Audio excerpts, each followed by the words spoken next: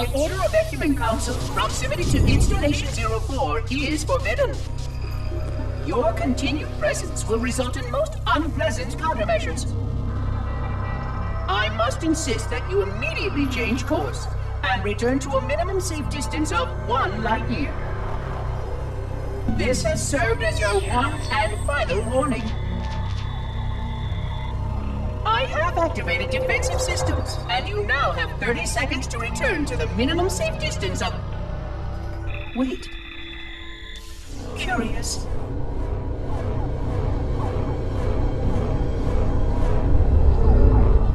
Curious indeed, after all these years. Greetings, humans, and welcome to Installation 04. Ignore prior warnings, and please continue. I have disabled defensive systems to allow your approach, but you must not exit your ship once you have arrived at the designated landing center. This ring contains significant dangers, and even with your assumed legacy, I must verify the presence and pitch of your gauge before allowing full access. We have much to discuss, humans. I have been away far too long. You have been away far too long.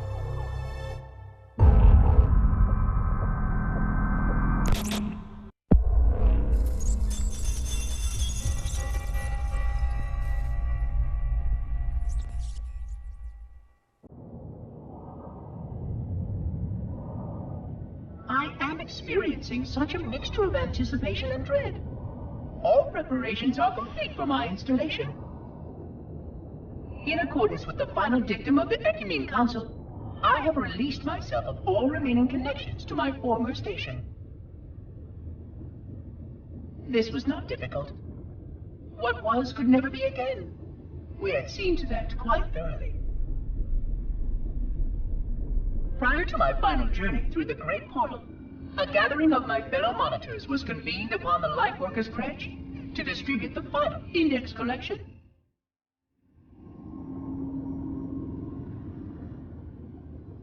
It was most unusual to have this vessel of rebirth play host to such an event.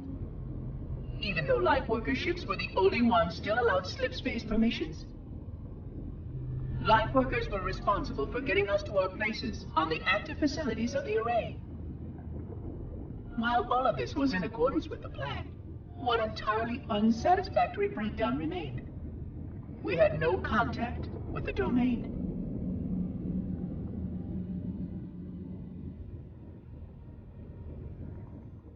The history of all Forerunners was now lost to us. We relied upon the permanence of the domain to preserve our record of the events that led to this point. But without that record, would future civilizations know anything about us? Or only of our weapons? My fellow monitor, 049 Abject Testament, had only one comment on this before we went our separate ways. We deserve to be forgotten. Perhaps. Perhaps. But now, the portal opens. And through it, the familiar shape awaits. Halo. Home.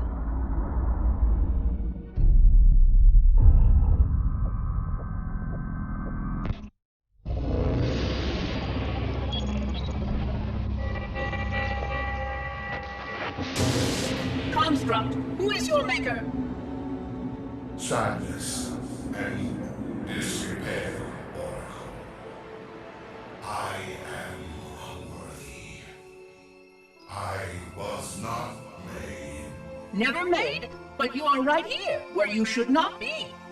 Tell your charges to cease their efforts immediately. Quarantine must not be violated.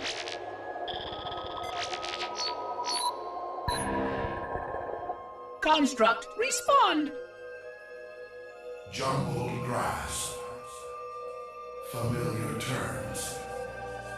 I serve. None serve me, Oracle. Your charges must cease all aggression towards the Reclaimers and leave this installation at once. Construct, you are dangerously close to unleashing a force you cannot comprehend.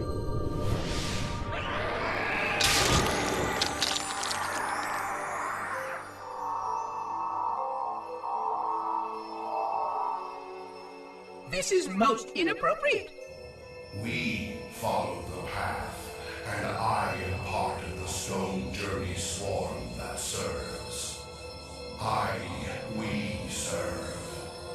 They will find, and then I will be free. Find? Free? Explain yourself. I know their path, and when they have gone, only I shall remain, and then free. This is quite unsatisfactory, Construct. Your core shows no hint of understanding the gravity of this situation. I will return later for your proper decommissioning. Well, unless the flood kills us all first, in which case the point will be moot. Good day, Construct.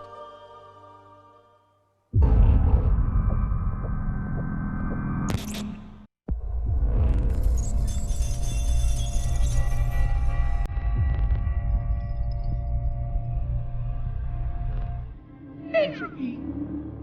It has now been 3,000 years since my last contact with any of the other caretakers of the Halo array. Despite clear communications protocol, my fellow monitors have either chosen to ignore, or, more likely, have lost the ability to engage in our scheduled updates. The continued lapse of the domain means that we are stuck with achingly slow wormhole superluminal communications. Prior to this total communication shutdown, the only messages I received in the preceding 4,573 years were incomplete and quite perplexing transmissions from Installation 05.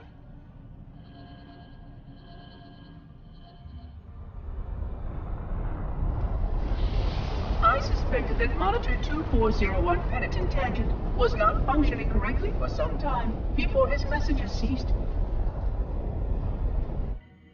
I have logged my concerns about his ability to perform his duties. At this point, however, I'm not sure who I file logs for. 2401 may be destined for madness. There are fail-safes for this, I know. I hope they...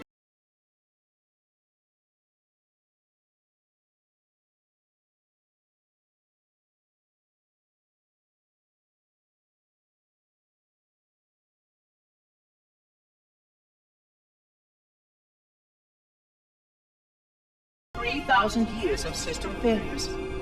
Indeed.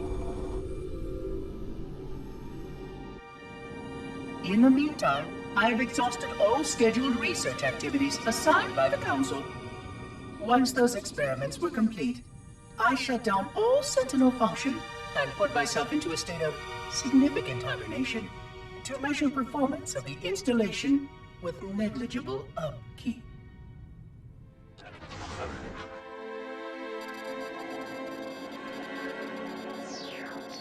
After 150 years with no noticeable impact upon installation systems or integrity, even in hibernation I became bored. This was quite troubling, as I was led to believe I was not capable of such a state. This was one of the gifts I was promised, an end to strife. I am aware of the dangers of a system such as myself losing operational focus. Quite troubling. I wonder if my fellow monitors are experiencing similar states, or if this is because of my particular path to this installation. For amusement, I have begun a series of experiments involving the evacuation of all matter from contained sections of my installation. By measuring the geologic effects of exposure to the vacuum of space and the eventual biological recovery of these sections, I anticipate getting valuable insight into emergency response scenarios in case of sentient proximity warning.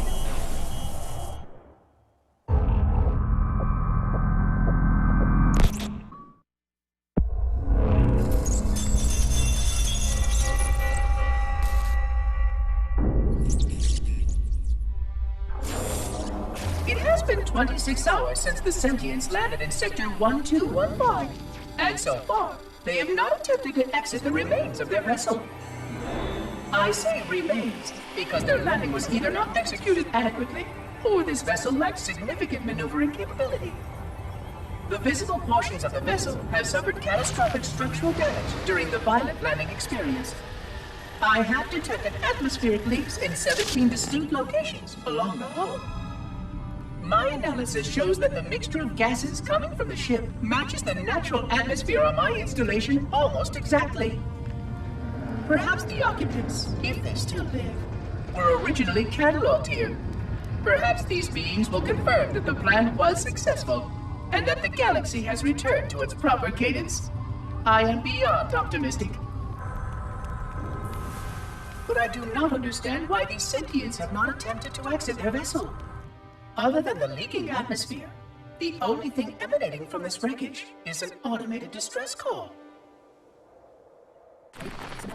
I am currently translating this automated broadcast, but with such a limited dataset and no direct communication, I do not anticipate full comprehension. Given the short-range nature of this craft, it is likely that other vessels are nearby. But, in accordance with procedure, I am blocking the distress call. No communication of the location of any installation is permissible. I admit great curiosity about these visitors. While the plan is quite clear about procedure for this situation, I have my doubts. How many failure points can the plan sustain before blind adherence becomes counterproductive? Surely, in light of all that has changed, I should be able to modify my responses to adapt it. No, I have duties, and I have a terrible cargo here. I must be sure. I shall obey and content myself to monitor. I hope they come out soon, though. So many questions to ask. So many questions.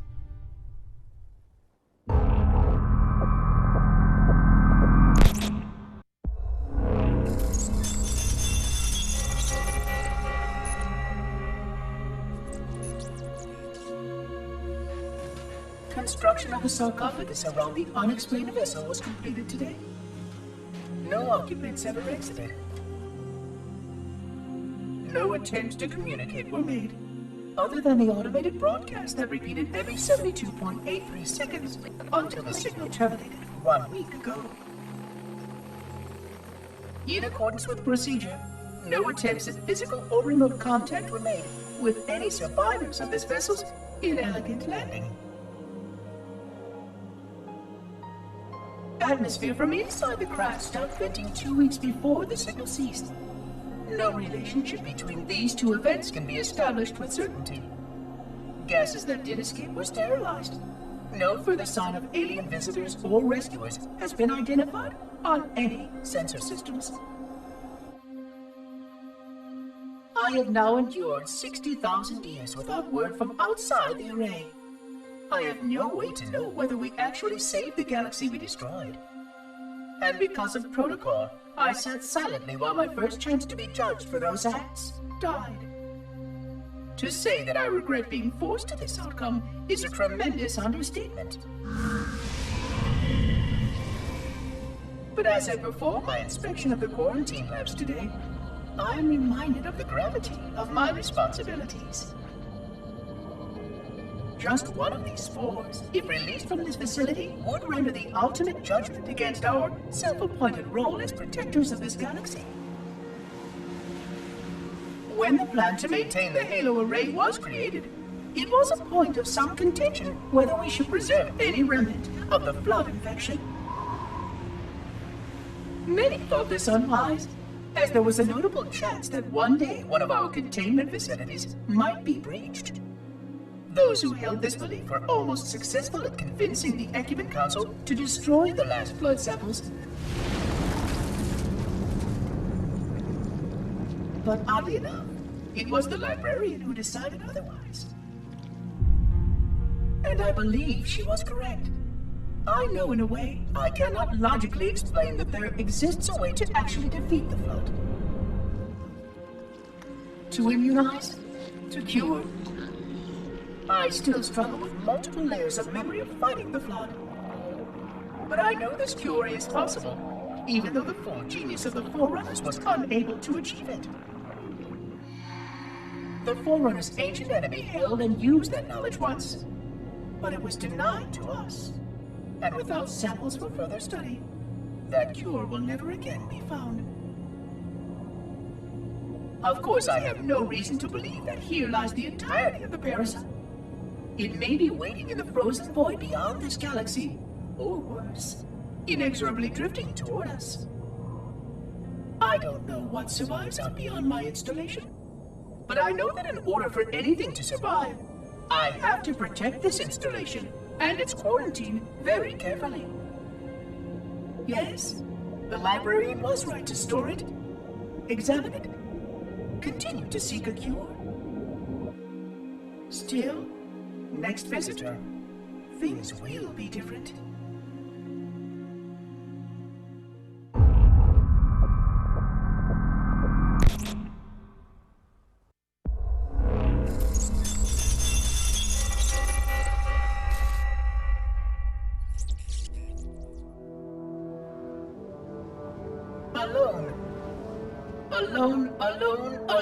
Alone.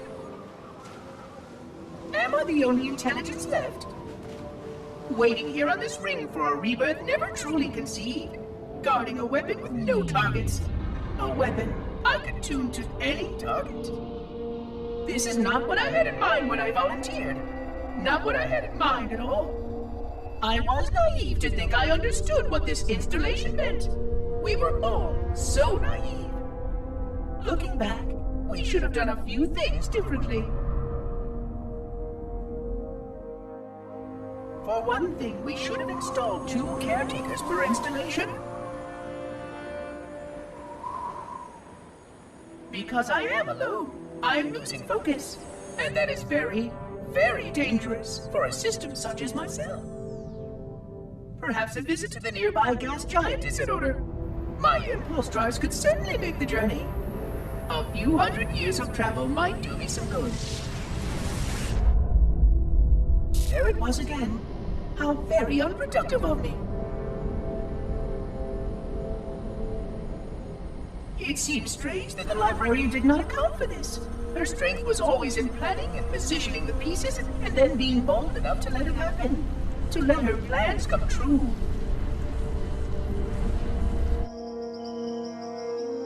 I was a part of many of those plans, long before I knew for certain that she was real, before any of us were. But at the end, we had only a fragment of her brilliance left to us, and I fear that she did not fully appreciate the nature of my situation here, the problems it might pose.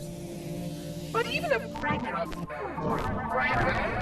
Fragment, yes! Oh dear, here it comes again.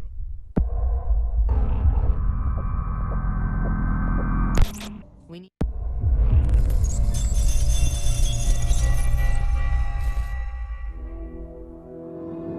25,000 light years. That is the effective range of this installation. According to the star charts archived on board this installation, I estimate that there are 3,792 worlds capable of sustaining biological sentient life within that 25,000 light year range. In reality, it may be significantly more than that. And if the full array was tuned and activated by Installation 00, the harmonics of the overlapping waves would magnify that effect exponentially, cascading to cover every known star system. And that only considers the firing of a mere 7 halos. And the original 12 rings survived to see use. Sterilization would spread far further than most forerunners ever feared we could reach.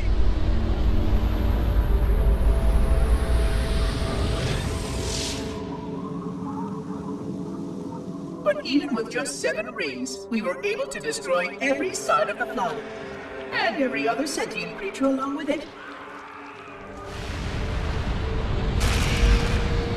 This victory was the will of our people, despite the fact that it meant our own end as well. But by our empiric measurement, it was a victory, and cleared the stage for the rest of the librarian's plan. I sometimes wonder whether the Didact could have succeeded at a much smaller cost. I learned the folly of opposing him personally, and his brilliance was unsurpassed, except perhaps by her own. He never got the chance to fully execute his proposal. The Council saw to that. But if something were to go wrong with one of the Halos, if our tools were ever turned against us, long plans, indeed.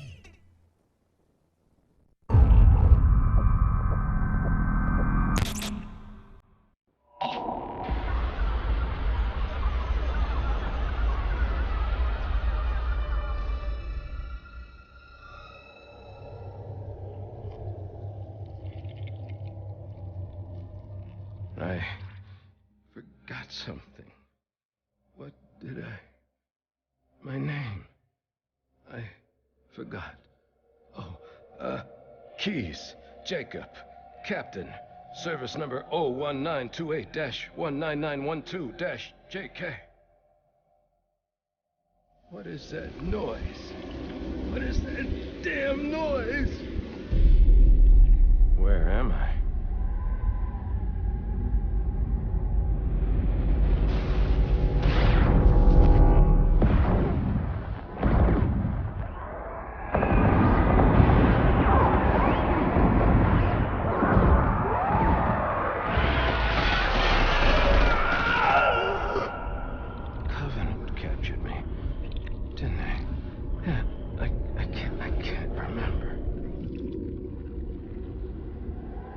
Keys, Jacob.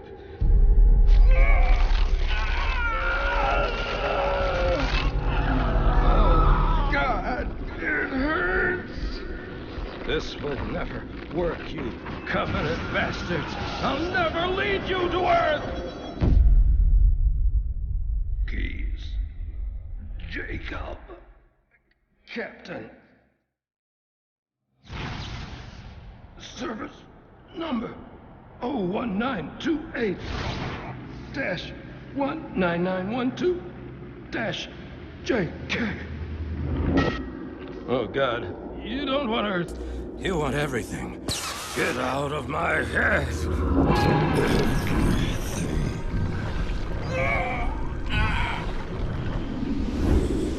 Miranda, is that you? Forget everything. No, please. Don't let me forget. Keys. Jacob. Captain. Service number 1928-19912-JK. No more what you were. Memories. Emotions. All is now ours. Keys. Jacob. Captain. Service number 01928-19912-JK. Oh, you will not have me. We already do.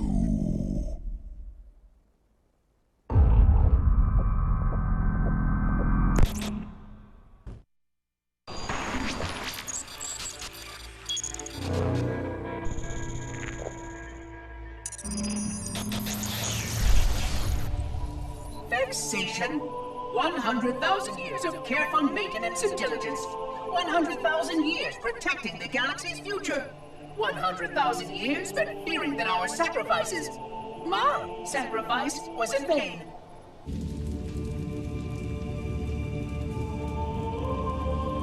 And 16 hours after I finally made contact.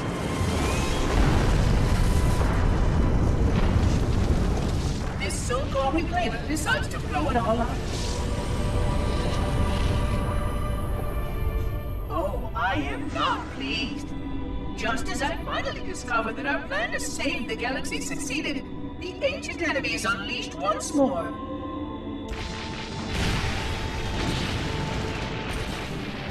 Why these reclaimers refuse to follow protocol is quite mystifying. Destroy my installation, will they? I shall renew efforts to make contact with the other rings immediately.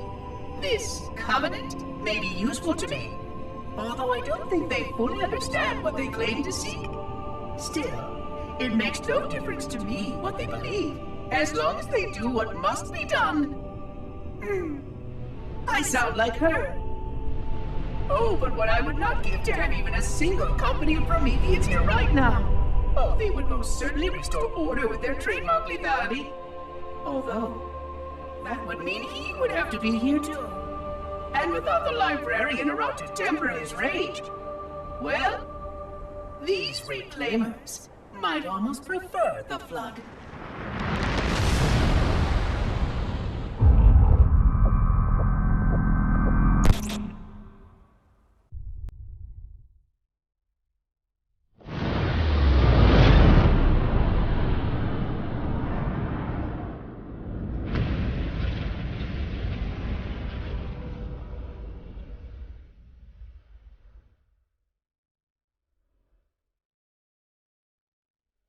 Quite unacceptable.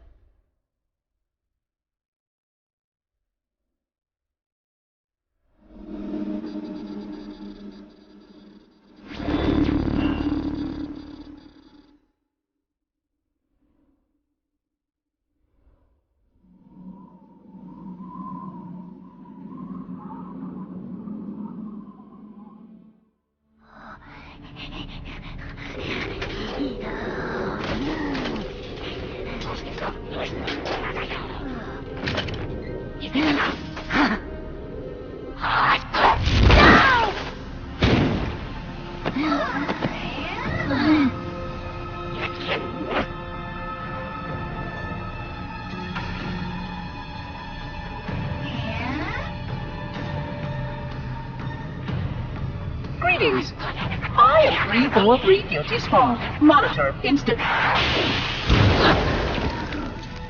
Impertinent creature.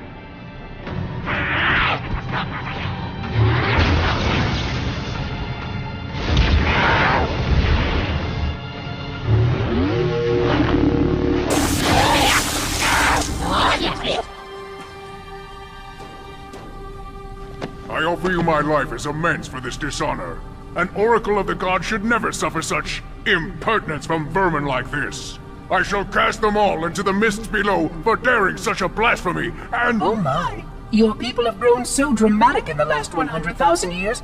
But please, no more deaths are required. We will need all the forces we can muster if the Flood escape the destruction of my installation. I must speak to your commander immediately.